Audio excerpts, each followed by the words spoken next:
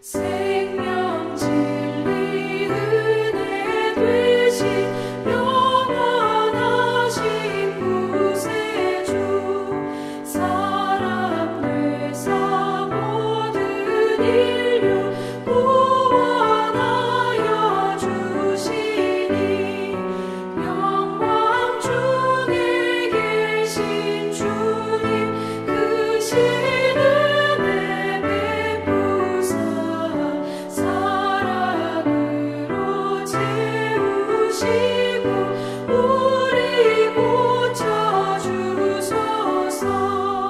남 섬기며 사신 주님 우리들도 본받고 이웃 사랑 나누면서 살아가게 하소서. 온 세상의 금은보화 모두 주의 것이니 책임 맡은 일꾼으로 충성하게 하소서.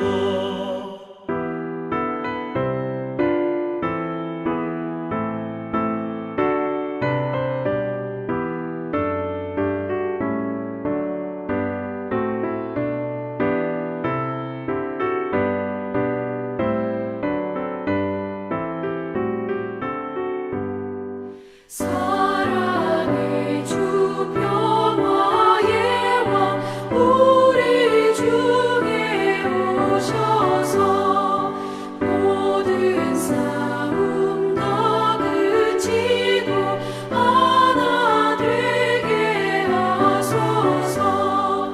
지난 날의 어두움과 환란폭파 지나고 형제 사랑 밝은 장래 이루어지게 하소서. 행진하는 주의 무리 빈무 귀천 없으니 한 마음으로 봉사하고 같은 주님 모시네. 우리에게 하나 되라 분부하신 주시여. 주의 뜻이 이 땅 위에 이루어지게 하소서.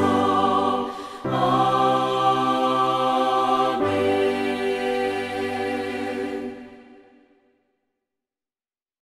오늘 우리에게 주신 하나님의 말씀은 출애굽기 37장 1절부터 16절의 말씀입니다.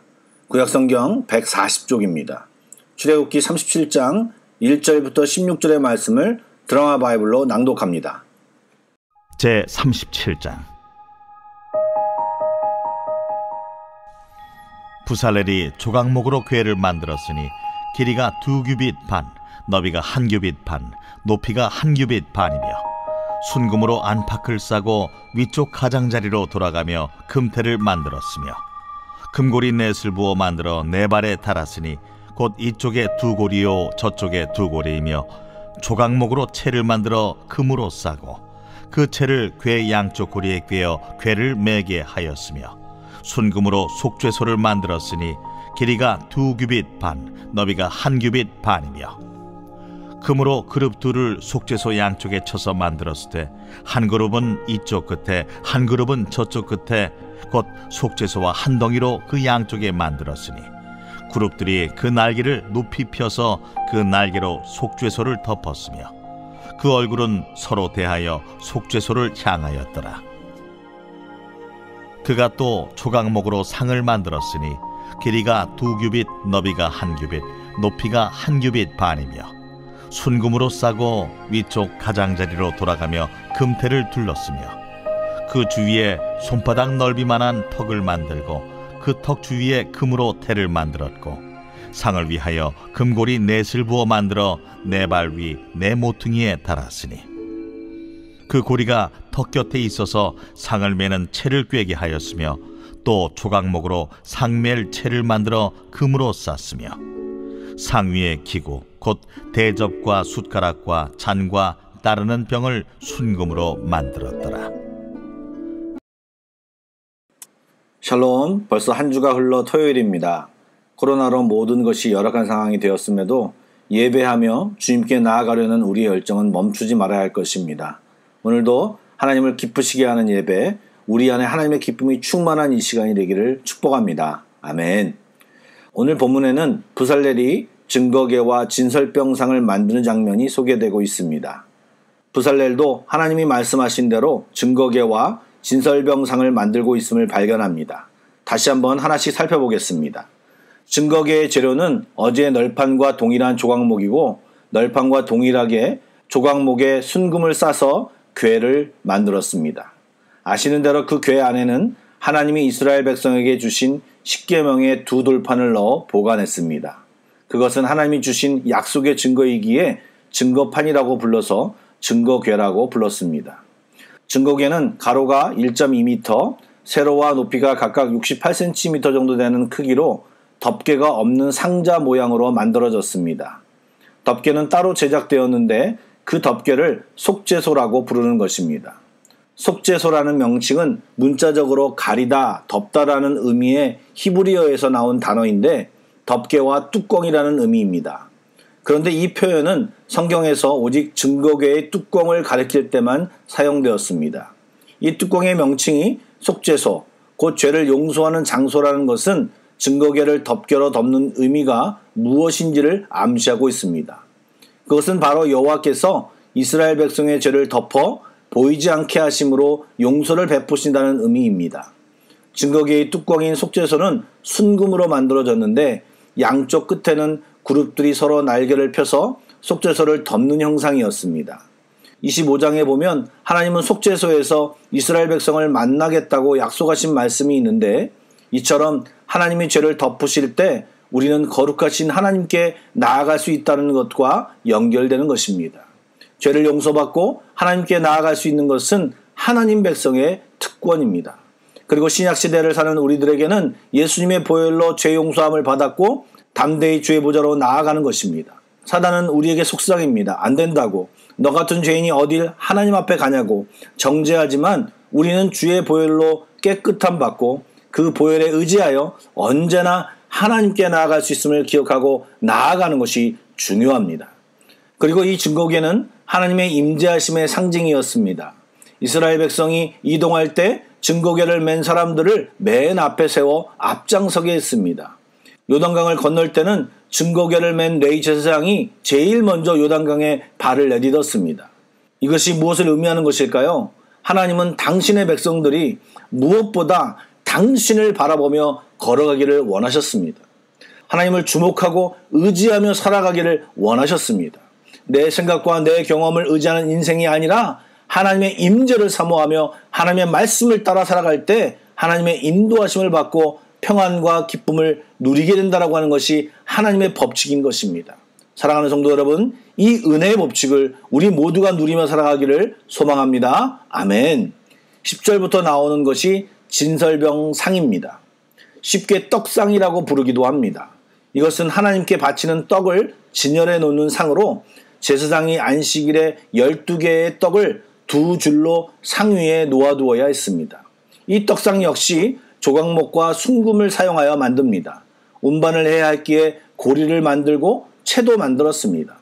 또 상 위에 진설병을 두기 위한 다른 기구들도 준비되었습니다.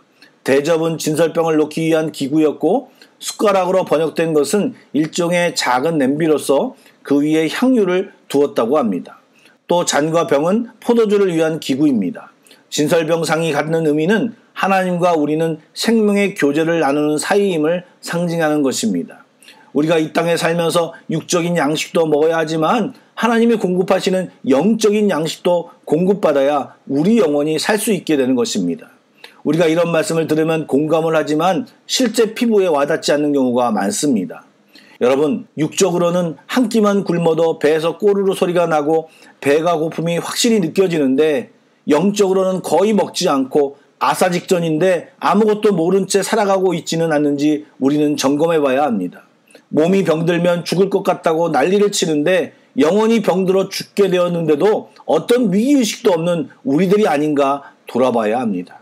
오늘 기도하시면서 각자의 영적 상태를 살펴보시고 우리의 영혼이 균형 있게 잘 자라고 있는지를 점검하는 귀한 시간이 되기를 소망합니다. 기도하시겠습니다. 신실하신 하나님, 오늘도 주의 은혜를 구합니다. 눈에 보이는 것에 현혹되지 않게 하시고 내 생각과 경험에 빠지지 않게 하시고 하나님의 인도함만 바라보는 시선과 믿음을 갖게 하옵소서. 오직 주님을 바라보고 걸어가는 우리들 다 되게 하여 주시옵소서. 또한 우리의 영혼이 주님 앞에서 건강히 잘 자라고 있는지를 점검해 보기를 원합니다. 영혼이 목말라 하고 있는데 그것도 모른 채 삶에 매몰되어 살지 않게 하여 주시고 영혼이 죽어가고 있는데 그 사실을 모른 채 괜찮다고 하며 살지 않게 하여 주옵소서. 또한 그렇게 살아가는 사람들을 바라보게 하여 주시고 동일한 안타까움으로 기도하며 살게 하여 주옵소서. 아직 투병 중에 계신 김성종 집사님을 기억하여 주시고 함께하여 주시옵소서. 예수님의 이름으로 기도드립니다. 아멘. 계속 찬양곡을 묵상하시고 합심기도와 개인기도로 나아가겠습니다.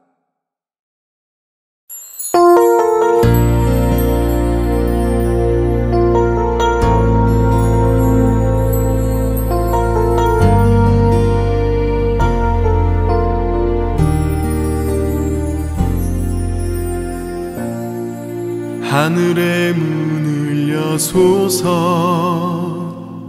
이곳을 주목하소서 주를 향한 노래가 꺼지지 않으니 하늘을 열고 보소서 이곳에 임재하소서 주님을 기다립니다. 기도의 향기가 하늘에 닿으니 주여 임재하여 주소서. 이곳에 오셔서 이곳에 앉으소서. 이곳에서 드리는 예배를 받으소서. 주님의 이름만이 오직 주의 이름만 이곳에 있습니다.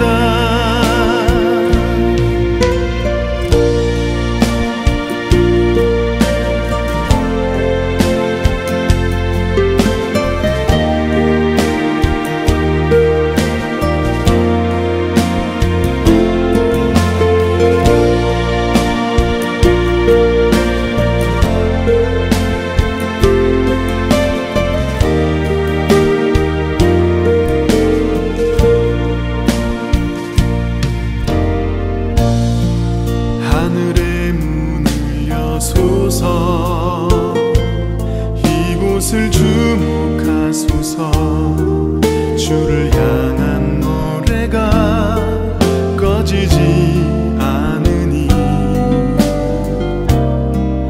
하늘을 열고 보소서. 이곳에 임재하소서. 주님을 기다립니다. 기도의 향기가 하늘에 닿으니